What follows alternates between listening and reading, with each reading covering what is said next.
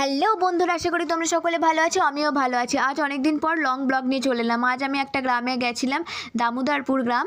সেখানে দেখো একটা মাটির বাড়ি দেখাচ্ছি, কত সুন্দরভাবে তারা সাজিয়ে গুছিয়ে রেখেছে। অনেক পুরনো বাড়ি, কিন্তু দোতলা মাটির বাড়ি। প্রথমে ঢুকে ঢুকে দেখতে পেলাম অনেক ধরনের সবজির গাছ লাগানো আছে, কুমড়ো, এছাড়া বিভিন্ন ধরনের ফুল গাছ লাগানো আছে। তারপর আমরা দেখতে পেলাম রান্নাঘরটা একটা চালার মতো রান্নাঘর করা আছে। তারপর এদিকে এলাম মেন ঘরগুলোতে।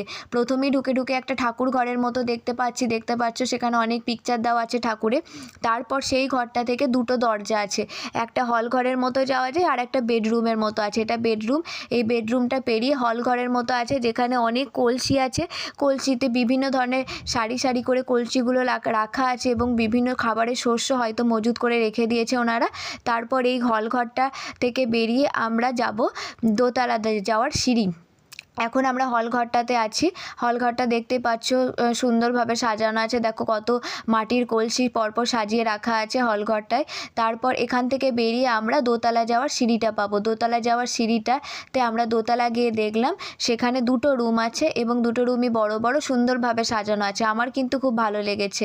দেখো এখানে হচ্ছে সিঁড়ি, এটা সিঁড়িটা বেয়ে আমরা দোতলায় রুমে প্রবেশ করলাম। আমাদের কিন্তু খুব ভালো লেগেছে মাটির বাড়িটা। তোমাদের কেমন লাগলো তোমরা কমেন্টে জানাতে ভুলো না কিন্তু। টাটা।